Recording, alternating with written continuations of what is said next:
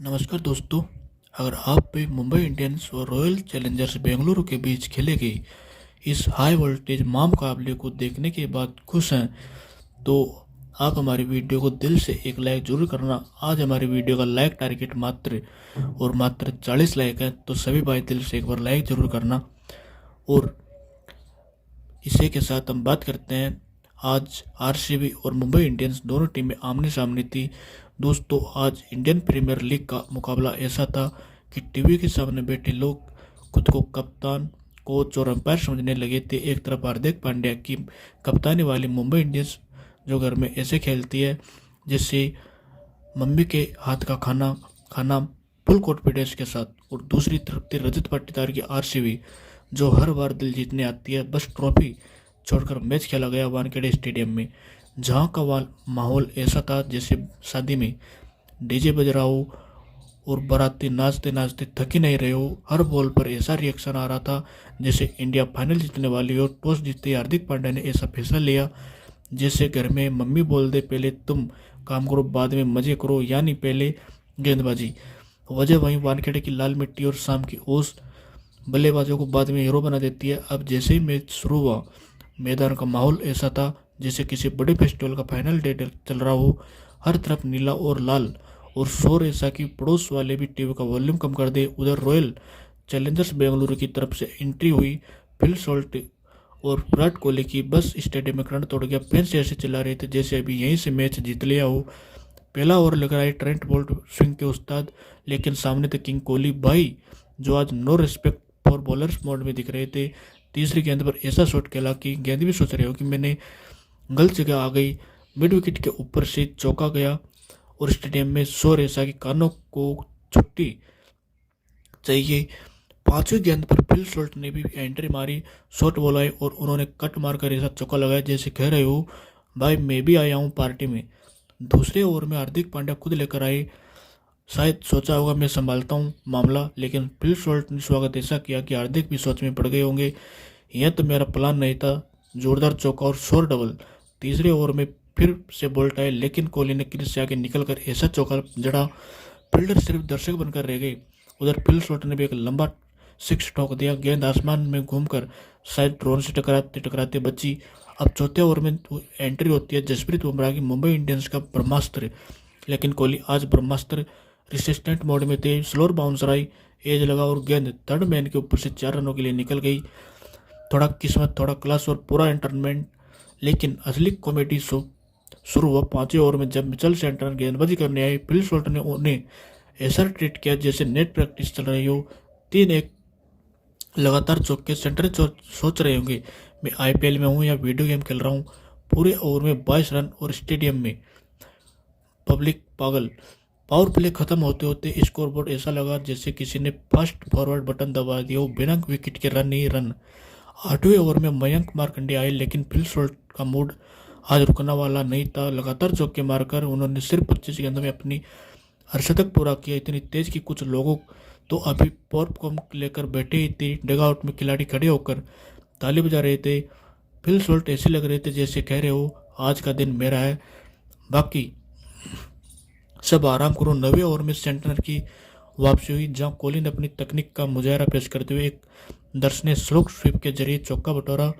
इसी ओवर में एक नाटकीय पल तब आया जब कोहली ने एक गेंद को वाइड न दिए जाने का रिव्यू लिया, लेकिन अल्ट्रा एज और गाइडलाइन ने मुंबई इंडियंस के पक्ष में रखा फैसले को, और आरसीबी ने अपना महत्वपूर्ण रिव्यू गवा दिया। रोमांच का सिलसिला 10वें ओवर में भी जारी रहा जब हार्दिक पांड्या एक बार फिर गेंदबाजी के लिए आए। फिल सॉल्ट ने उनकी लो फुल टॉस गेंद को पूरी ताकत के साथ मिड विकेट के पार पहुंचा दिया। वहां पर फिल सॉल्ट ने 98 मीटर लंबा सिक्स पाया और हार्दिक पांड्या को पूरी तरह सन्न कर दिया। गेंद सीधे स्टैंड्स के ऊपरी हिस्से में जाकर गिरी, जिसने यह सुनिश्चित कर दिया कि बेंगलुरु आज वानखेड़े में एक ऐतिहासिक स्कोर की ओर अग्रसर है। और मुंबई इंडियंस के गेंदबाजों के पास आज इन 2 दिग्गजों का कोई तोड़ नहीं है। वानखेड़े स्टेडियम की उस तपती दोपहर में जब रॉयल चैलेंजर्स बेंगलुरु की पारी अपने चरम पर थी, तभी मैच का बड़ा और सबसे नाटकीय मोड़ 11वें ओवर में देखने को मिला।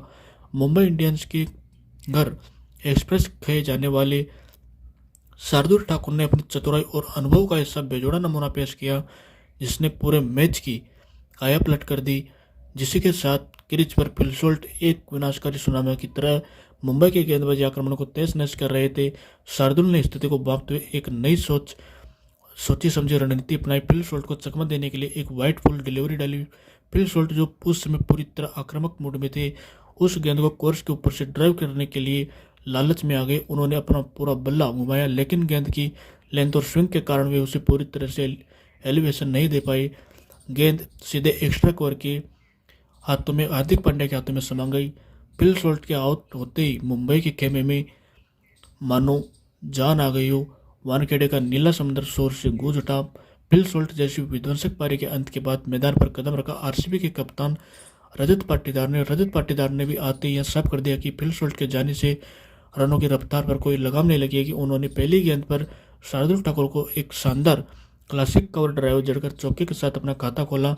पाटीदार का यह आत्मविश्वास मुंबई के गेंदबाजों के लिए एक खतरे की घंटी थी। लेकिन दोस्तों, इस मुकाबले का असली रोमांच और रोंगटे खड़े कर देने वाला मंजर 12वें ओवर में देखने को मिला, जब लेग स्पिनर मयंक मार्कंडेय अपना नया स्पेल डालने आए। रजत पाटीदार ने मार्कंडेय को बिल्कुल भी सेट होने का मौका नहीं दिया। पाटीदार ने ओवर की पहली गेंद पर अपनी जगह बनाई और उसे लॉन्गन के ऊपर से गगनचुंबी सिक्स के लिए स्टैंड्स में जड़ दिया। अगली गेंद पर पाटीदार ने वही किया जिसने क्रिकेट प्रेमियों को मंत्र मुग्ध कर दिया। उन्होंने घुटने टिकाई और मार्कंडेय की गुगली बॉल को भांपते हुए एक मॉन्सर सीधे वानखेड़े के दूसरे टियर में पहुंचा दिया। मार्कंडेय अब पूरी तरह से मनोवैज्ञानिक दबाव में आ चुके थे, उनकी लाइन लेंथ बिगड़ चुकी थी। पाटीदार ने इसी का फायदा उठाते हुए तीसरी गेंद पर एक अविश्वसनीय रिवर्स स्वीप खेला और गेंद को सिक्स के लिए बाउंड्री के पार भेज दिया। पूरा स्टेडियम पाटीदार की इस निडर बल्लेबाजी को देख धातु तले अंगुली दबाने पर मजबूर हो गया। जब 12 ओवर की समाप्ति हुई तो स्कोर बोर्ड पर रॉयल चैलेंजर्स बेंगलुरु का स्कोर 144 पर एक विकेट के नुकसान पर था, जो एक अविश्वसनीय और ऐतिहासिक स्कोर पर पहुंच चुका था। रनों का रफ्तार 12 रन प्रति ओवर अविश्वसनीय औसत से आगे बढ़ रही थी, जिसने मुंबई इंडियंस के विश्व स्तरीय गेंदबाजी आक्रमण को पूरी तरह बेबस और लाचार साबित कर दिया। एक छोर पर विराट कोहली 39 रनों के साथ चट्टान की तरह डटे हुए थे, दूसरे छोर पर रजत पाटीदार मात्र 6 गेंदों में 23 रनों की तूफानी पारी खेलकर नाबाद थे। पाटीदार की इस बिजली जैसी शुरुआत और कोहली की अनुभवी स्थिरता ने यह सुनिश्चित कर दिया कि आज आरसीबी वानखेड़े में एक ऐतिहासिक और पहाड़ जैसे स्कोर की और तेजी से अग्रसर है। क्रिकेट जगत के दिग्गज गेंदबाज जैसे जसप्रीत बुमराह, ट्रेंट बोल्ट के गेंदबाजी आंकड़े आज पूरी तरह बिगड़ चुके थे। कप्तान हार्दिक पांड्या की हर रणनीति विफल साबित हो रही थी। वानखेड़े का मैदान पूरी तरह दर्शकों के लिए एक किसी सर्कस से कम नहीं लग रहा था। बेंगलुरु आज 250 के उस दिलचस्प आंकड़े को छुएगी या उसे पार करेगी। यह आईपीएल 2026 की अब तक की सबसे विध्वंसक और आक्रामक बल्लेबाजी प्रदर्शनों में से एक थी, जिसने मुंबई इंडियंस के खेमे में खलबली मचा दी थी। मैच को पूरी तरह से एक तरफा मोड़ पर लाकर खड़ा कर दिया। वानखेड़े स्टेडियम के ऐतिहासिक मैदान पर जब रॉयल चैलेंजर्स बेंगलुरु की पारी अपने 8 ओवरों के महारोमांचक पड़ाव पर पहुंची तो स्कोर बोर्ड पर 144 का स्कोर किसी विध्वंसक आंधी की गवाही दे रहा था। 12 ओवरों के समाप्ति के बाद आरसीबी के कप्तान रजत पाटीदार और दिग्गज विराट कोहली क्रीज पर मौजूद थे। मुंबई इंडियंस के गेंदबाजों के लिए आने वाला समय किसी बुरे सपने से कम नहीं होने वाला था। पारी का 13वां ओवर लेकर आए शार्दुल ठाकुर।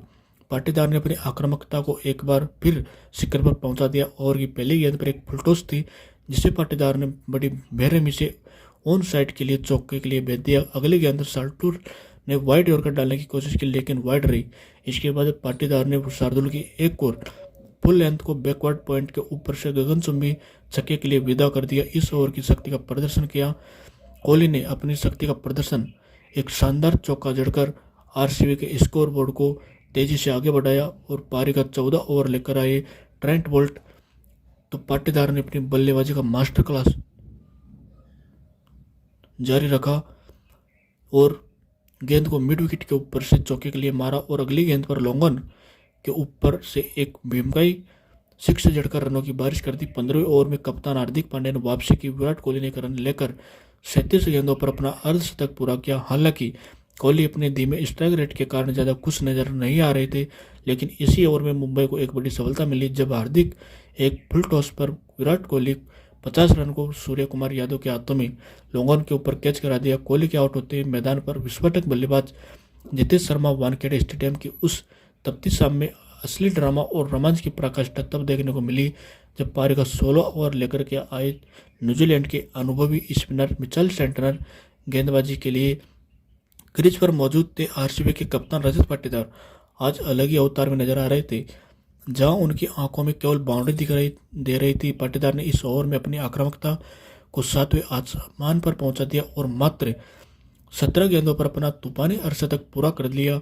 उनकी इस पारी में 5 गगनचुंबी और 4 कड़क चौके शामिल थे, जिसने मुंबई के खेमे में खलबली मचा दी थी। स्टेडियम का हर कोना पाटीदार के नाम से गूंज रहा था, लेकिन इसी ओवर की अंतिम गेंद पर एक बहुत बड़ा और अनपेक्षित मोड़ आया। पाटीदार ने एक रन लिया और एक और बड़ा आवाज चोट खेलने के प्रयास में गेंद को पूरी तरह से टाइम नहीं कर पाए और गेंद लॉन्ग ऑन के ऊपर तैनात तिलक वर्मा के सुरक्षित हाथों में समा गई। पाटीदार के आउट होते आरसीबी के डगआउट में सन्नाटा पसर गया। विशेष रूप से विराट कोहली, जो एक छोर से पारी को देख रहे थे, काफी गुस्से में दिखाई दिए।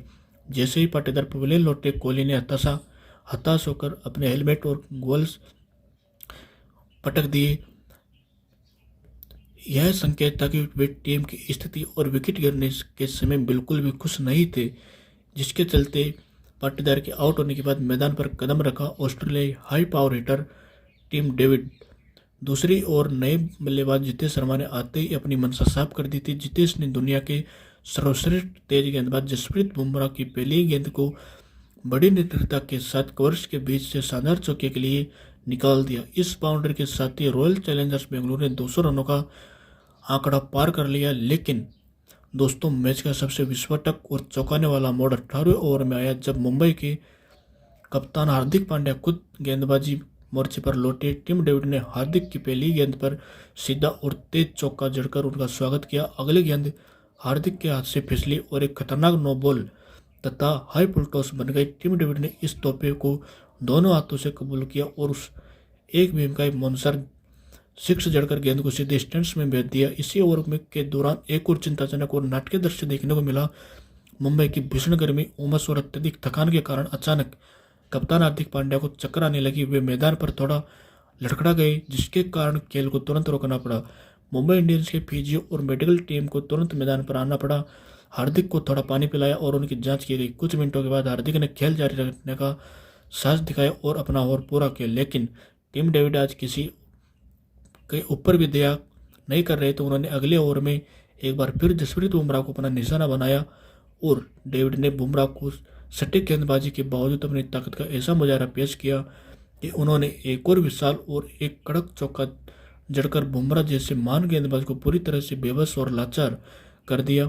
वानखेड़े का पूरा स्टेडियम अब बस इस आतिशबाजी का गवाह बन रहा था, जहां आरसीबी एक विशाल स्कोर की ओर तेजी से आगे बढ़ रही थी। वानखेड़े की इस ऐतिहासिक और शोर से भरी रात में जब पारी सबसे अंतिम पड़ाव पर यानी 20वें ओवर में पहुंची, तो दर्शकों का उत्साह 7वें आसमान पर था।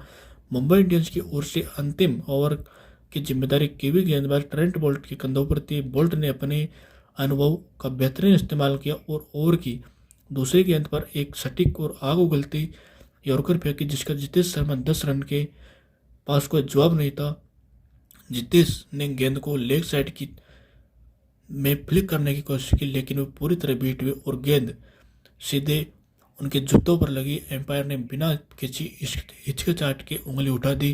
जितेश एलबीडब्ल्यू होकर पवेलियन लौट गई। जितेश के आउट होने के बाद वेस्टइंडीज के बाहुबली रोमारियो शेपर्ड क्रीज पर आए, जिससे प्रशंसकों को बहुत बड़े धमाकों की उम्मीद थी। हालांकि उस रात की सबसे बड़ी सुर्खी अभी लिखी जानी बाकी थी। पारी की अंतिम गेंद पर टिम डेविड ट्रेंट बोल्ट ने यॉर्कर डालने की कोशिश की, लेकिन दबाव के कारण गेंद थोड़ी सी मिस कैलकुलेट होकर स्लॉट में गिर गई।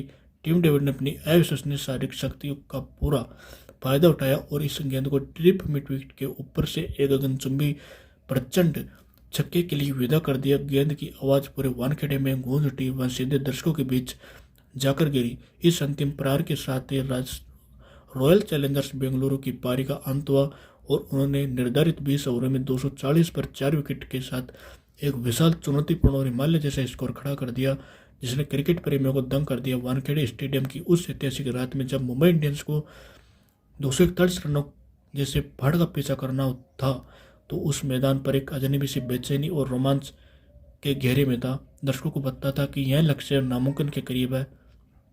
मुंबई इंडियंस की तरफ से आते हैं रायन लिकल्टन और रोहित शर्मा।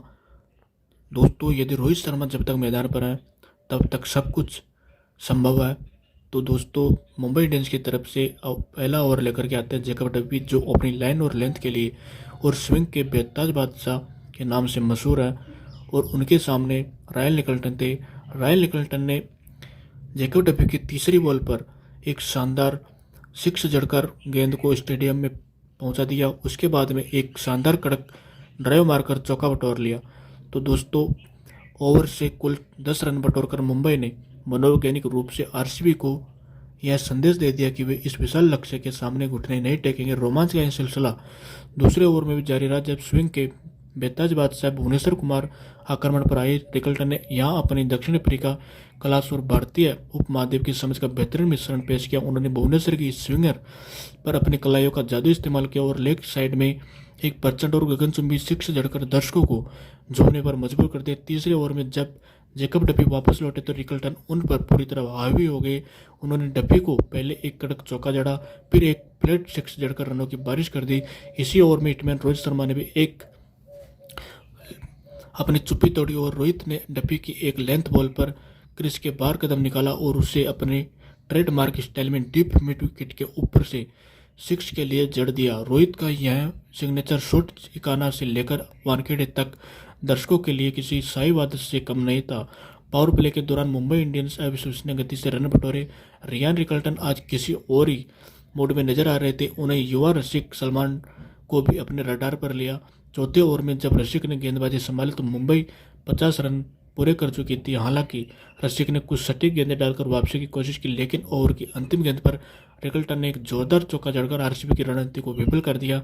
छठे ओवर में स्पिनर कुणाल पांड्या आए, जिन्होंने रोहित शर्मा ने अपनी कलात्मकता का परिचय दिया। उन्होंने कुणाल पांड्या की गेंद को एक बेहतर कवर ड्राइव पॉइंट स्लैश मारकर चौका बटोरा। पावर प्ले के अंत तक मुंबई इंडियंस काफ़ी मजबूत स्थिति में नजर आ रही थी, लेकिन दोस्तों इस मैच का असली और सबसे बड़ा ड्रामा 7वें ओवर में शुरुआत, जब लेग स्पिनर सुयश शर्मा आक्रमण पर आए।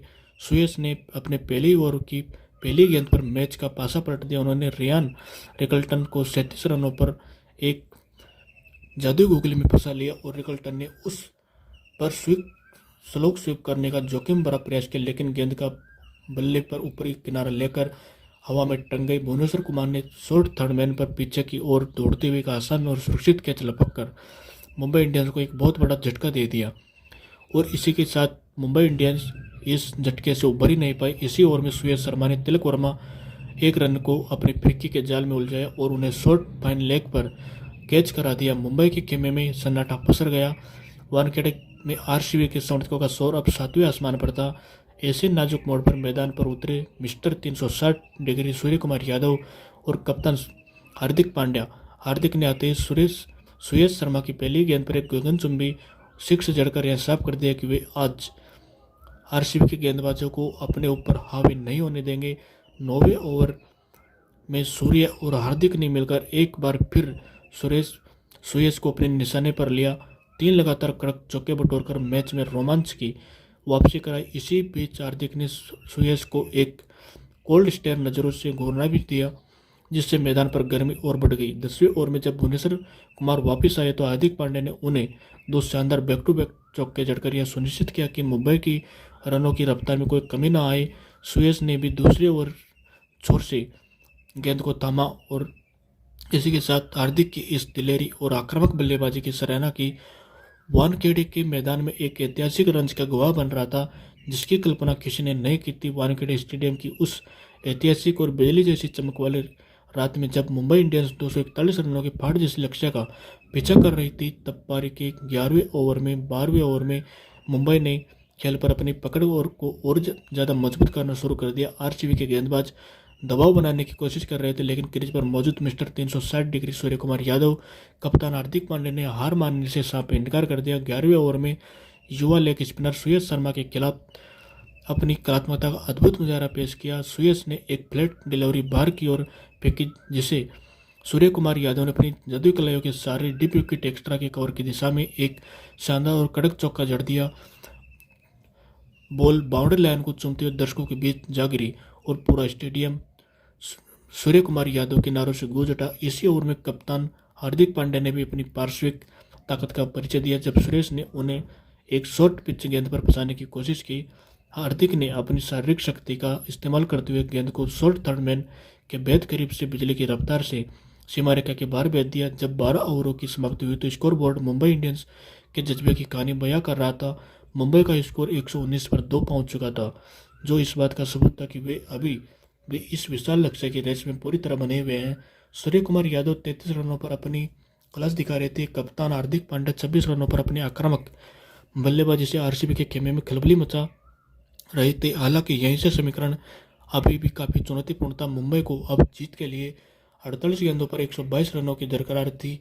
आवश्यक रन रेट 15.25 का हो चुका था।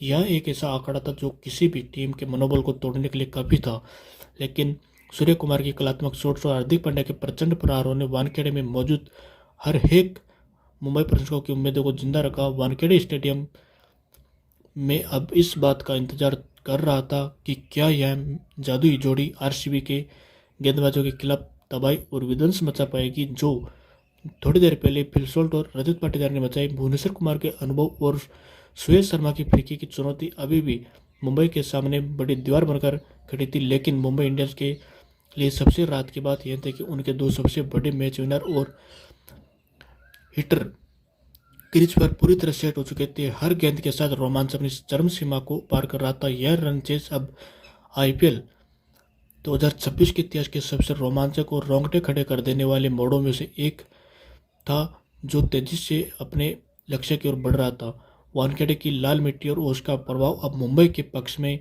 झुकता दिख रहा था, जिसने इस मुकाबले को क्रिकेट प्रेमियों के लिए एक कभी ना भूलने वाला अनुभव बना दिया। रदरफोर्ड ने आते ही सुयश शर्मा के खिलाफ अपनी ताकत का मुजाहरा पेश किया।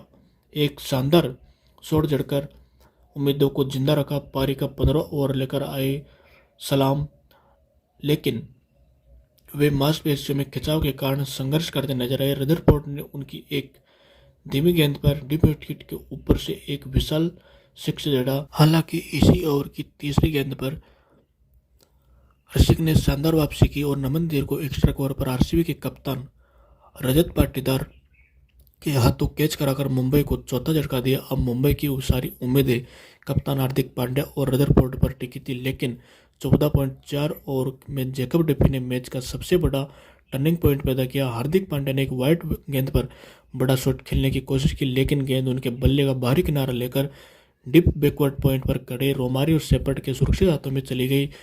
वानखेड़े को फिर से जीवित कर दिया।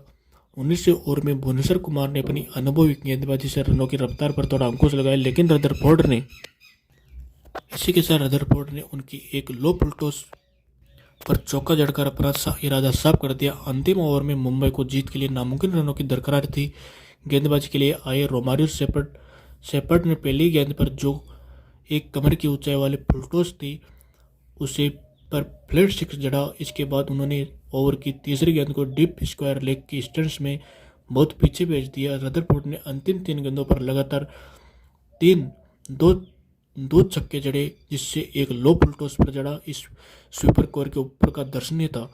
इसी के साथ रदरफोर्ड का यह जादुई आतिशबाजी मुंबई को जीत दिलाने के लिए पर्याप्त नहीं थी। रॉयल चैलेंजर्स बेंगलुरु ने यह हाई वोल्टेज का मुकाबला 18 रनों से जीत लिया।